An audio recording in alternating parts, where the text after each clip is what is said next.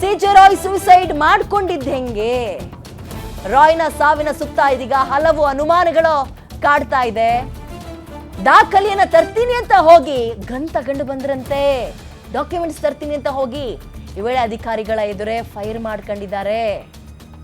ಎದೆಗೆ ಫೈರ್ ಮಾಡಿಕೊಂಡು ಉದ್ಯಮಿ ರಾಯ್ ಸಾವಿಗೀಡಾಗಿದ್ದಾರೆ. ಛೇ, ಕೂಡಲೇ ಐಟಿ ಅಧಿಕಾರಿಗಳೇ ಆಸ್ಪತ್ರೆಗೆ ಅವ್ರನ್ನ ದಾಖಲಿಸಿದ್ರ.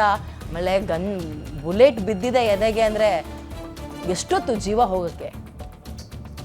ಐಟಿ ಅಧಿಕಾರಿಗಳಿಂದ ಪೊಲೀಸರು ಮಾಹಿತಿನ ಪಡೆದುಕೊಳ್ತಾ ಇದ್ದಾರೆ. ಇದೊಂಥರ ಕತೆ ಹೆಂಗಿದೆ ಕೇಳಿ. ಐಟಿ ಆಫೀಸರ್ಸ್ಗಳು ಅವ್ರನ್ನ ರೈಡ್ ಮಾಡಕ್ ಬಂದಿದ್ರು. ಈಗ ಅವ್ರನ್ನೇ ಪೊಲೀಸರು ತನಿಖೆ ಮಾಡಬೇಕು ಅಂದ್ರೆ ಬಹಳ ಆಶ್ಚರ್ಯ ಆಗ್ತಾ ಇದೆ.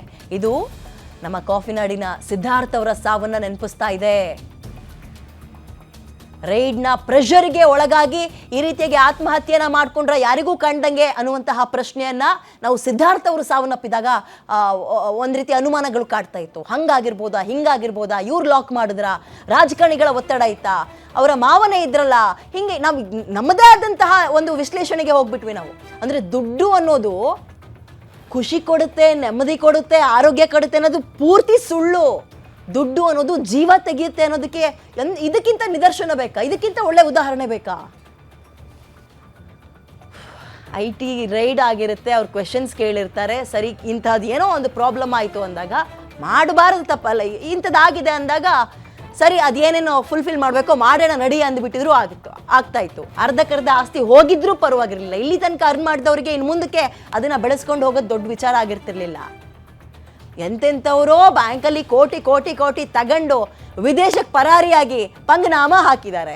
ಅಂಥವರೆಲ್ಲ ಅದ್ದೂರಿಯಾಗಿ ರಾಯಲ್ ಆಗಿ ಜೀವನ ಮಾಡ್ತಾ ಇದ್ದಾರೆ. ಬಟ್ ನಮ್ಮ ಕಣ್ಣು ಮುಂದಿದ್ದವರು ಇದು ಬಹಳ ಆಶ್ಚರ್ಯ ಅನ್ನಿಸ್ತಾ ಇದೆ ರೀ. ಶಾಕಿಂಗ್ ಸುದ್ದಿ ಇದು ನಿಜಕ್ಕೂ.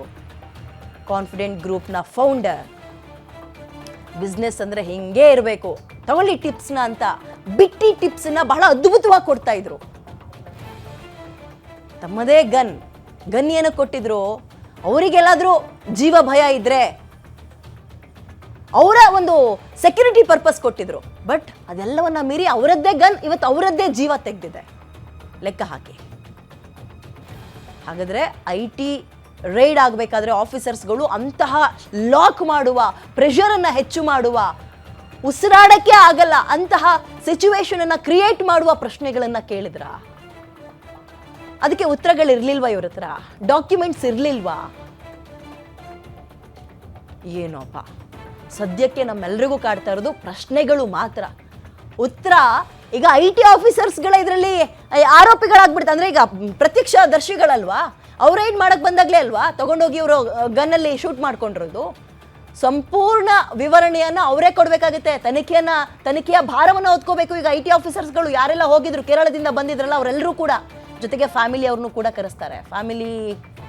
ಫ್ಯಾಮಿಲಿಯಲ್ಲಿ ಏನಾದರೂ ಪ್ರೆಷರ್ ಇತ್ತ? ಏನೋಪ್ಪ, ಏನೂ ಅರ್ಥ ಆಗ್ತಿಲ್ಲ ಸದ್ಯಕ್ಕೆ. ಬಹಳ ಅನ್ಯಾಯದ ಘೋರ ಸಾವು. ಸಾವಿರಾರು ಮಂದಿಗೆ ಬೆಳಕಾಗಿದ್ರು. ಒಳಗೆ ಏನೇನಿತ್ತೋ, ಅವರು ಡಾಕ್ಯುಮೆಂಟ್ಸ್ಗಳನ್ನು ಮೇಂಟೈನ್ ಮಾಡಿದ್ರೋ, ಫೈಲ್ಸ್ಗಳನ್ನು ಮೇಂಟೈನ್ ಮಾಡಿದ್ರೋ ಅಥವಾ ಇಲ್ವೋ, ಅಂದರೆ ಟ್ಯಾಕ್ಸ್ಗಳನ್ನು ಕಟ್ಟದೆ ಯಾಮಾರಿಸ್ತಾ ಇದ್ರಾ ಅಥವಾ ಇನ್ನೇನೋ, ಅದು ಯಾವುದೂ ನಮಗೆ ಗೊತ್ತಿಲ್ಲ. ಆ್ಯಂಡ್ ಆ ಥರದ ದ್ರೋಹಗಳಾಗಿದ್ರು ನಮ್ಮಲ್ಲಿ ಎಂತೆಂಥವ್ರಿಗೋ ಅದನ್ನೆಲ್ಲವನ್ನ ಮುಗಿಸ್ಕೊಂಡು ಹೊರಗೆ ಬಂದು ಒಳ್ಳೆ ಜೀವನ ಮಾಡೋಕೆ ಅವಕಾಶ ಇದೆ. ಇನ್ನು ಇವ್ರಿಗೆ ಇರ್ತಾ ಇರಲಿಲ್ವಾ? ಜೈಲಿಗೆ ನಾವು ಅಂದರೆ ಕತ್ತಲೆ ಕೋಣೆಯಲ್ಲಿ ಯಾರನ್ನು ಇಡಬಾರ್ದು ಅನ್ನೋ ಕಾರಣಕ್ಕೆ, ಆ್ಯಂಡ್ ಅದನ್ನ ಮನ ಪರಿವರ್ತನಾ ಕೇಂದ್ರ ಅಂತ ಬರೆಸಿ ಅವರ ಮನ ಪರಿವರ್ತನೆ ಮಾಡ್ಕೊಂಡು ಅವ್ರು ಎಂಥ ಆರೋಪವನ್ನು ಹೊತ್ಕೊಂಡು ಒಳಗೆ ಹೋಗಿರೋರಾಗಲಿ, ಮನ ಪರಿವರ್ತನೆ ಆಗಲಿ ಅನ್ನೋ ಕಾರಣಕ್ಕೆ ಜೈಲ್ ಕಾನ್ಸೆಪ್ಟ್ ನಮ್ಮಲ್ಲಿರೋದು. ಸೊ ಗೊತ್ತಿಲ್ಲ ಏನೇನಾಗಿದೆ ಅಂತ. ನಿಜಕ್ಕೂ ಬರ ಸಿಡಿಲಿನಂತಹ ಸುದ್ದಿ ಇದು.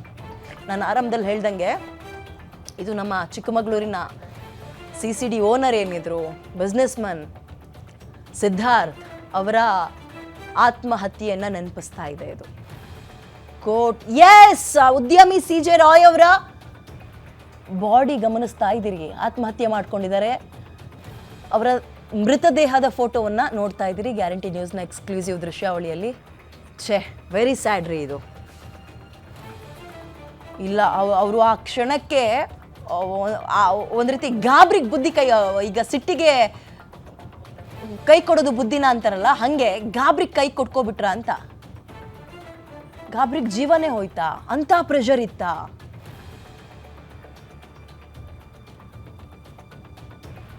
ಹಣ ಇದ್ರೆ ಎಲ್ಲದೂ ಬರುತ್ತೆ ಅನ್ನೋದು 100ಕ್ಕೆ 100 ಮತ್ತೊಮ್ಮೆ ಸುಳ್ಳು ಅನ್ನೋದು ಸಾಬೀತಾಗ್ತಾ ಇದೆ. ಹಣ ಇದ್ರೆ ಆರೋಗ್ಯ ಇರಲ್ಲ, ಹಣ ಇದ್ರೆ ನೆಮ್ಮದಿ ಇರಲ್ಲ, ಹಣ ಇದ್ರೆ ನಿದ್ರೆ ಇರಲ್ಲ, ಹಣ ಇದ್ರೆ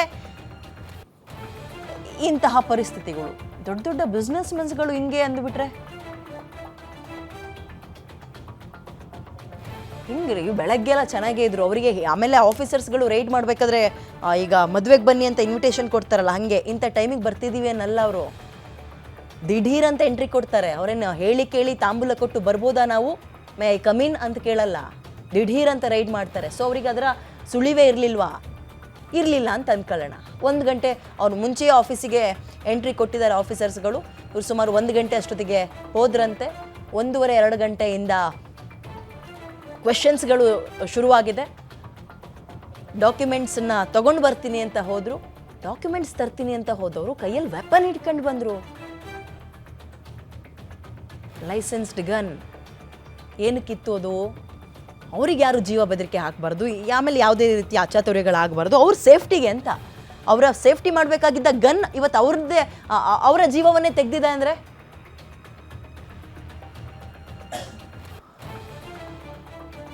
CJ ರಾಯ್ ಬಹಳ ದೊಡ್ಡ ಉದ್ಯಮಿ ಒಂದು. ಆ್ಯಂಡ್ ಏಳು ಬೀಳು ಅಂತ ನೋಡಿದಾಗ ಈ ಬೀಳು ಅನ್ನುವಂತಹ ನಂಬರ್ಸೇ ಇರಲಿಲ್ಲ ಅವ್ರಿಗೆ. ಏಳಿಗೆ ಬಹಳ ಅತ್ಯದ್ಭುತವಾಗಿತ್ತು. ಆ್ಯಂಡ್ ಇವರು ಕೇವಲ ದುಡಿಯೋದು ಹೆಂಗೆ ಅಂತ ಮಾತ್ರ ಅಲ್ಲ, ಅದನ್ನು ಖರ್ಚು ಮಾಡೋಕ್ಕೂ ಕೂಡ ಹಲವು ಮಾರ್ಗಗಳನ್ನು ಕಂಡಿಡ್ಕೊಂಡಿದ್ರು. ಅವ್ರದ್ದು ರಾಯಲ್ ಜೀವನ ಇರಲಿ ಬಿಡ್ರಿ, ಅವ್ರು ದುಡ್ದಿದ್ದಾರೆ, ಅವ್ರ ಹೆಂಡತಿ ಮಕ್ಕಳು ಅವ್ರ ಮನೆಯವರೆಲ್ಲ ಅನುಭವಿಸ್ತಾರೆ. ಅದನ್ನು ಪಕ್ಕಕ್ಕಿಟ್ಟು ಈ ಕೊಡುಗೈದಾನಿ ಅಂತಾರಲ್ಲ, ಅದಕ್ಕೆ ಹೆಸರಾದಂಥವ್ರು. ಹಲವಾರು ರಿಯಾಲಿಟಿ ಶೋಗಳಿಗೆ, ಈಗ ಎಕ್ಸಾಂಪಲ್, ಈಗ ಮೊನ್ನೆ ಎಲ್ಲ ನೀವು ಬಿಗ್ ಬಾಸ್ ಅಂತ ನೋಡಿದ್ರಾ? ವಿನ್ ಆದವ್ರಿಗೆ ಏನು ಹೇಳಿ 50 ಲಕ್ಷ ಎಲ್ಲಿಂದ ಬರ್ತಾ ಇತ್ತು? ಇವರೇ ಸ್ಪಾನ್ಸರ್ ಮಾಡ್ತಾ ಇದ್ರು. ಸ್ಪೋರ್ಟ್ಸ್ಮನ್ ಅಥವಾ ಸ್ಪೋರ್ಟ್ಸ್ ಆಡುವಂತಹ ಮಕ್ಕಳಿಗೆ ಸ್ಕಾಲರ್ಶಿಪ್ ಅಂತ ಬಂದಾಗ ಏನಪ್ಪ, ಯಾಕೆ ಇದ್ದಕ್ಕಿದ್ದಂಗೆ ಹಿಂಗೆ ಜೀವವನ್ನೇ ಕಳ್ಕೋಬೇಕು, ಸಾಕು ಇಲ್ಲಿಗೆ ನಿಲ್ಲಿಸ್ಬಿಡೋಣ ಅನ್ನುವಂತಹ ಪ್ರೆಷರ್ ಆ ದೊಡ್ಡ ಬಿಸ್ನೆಸ್ ಮ್ಯಾನಿಗಿತ್ತ.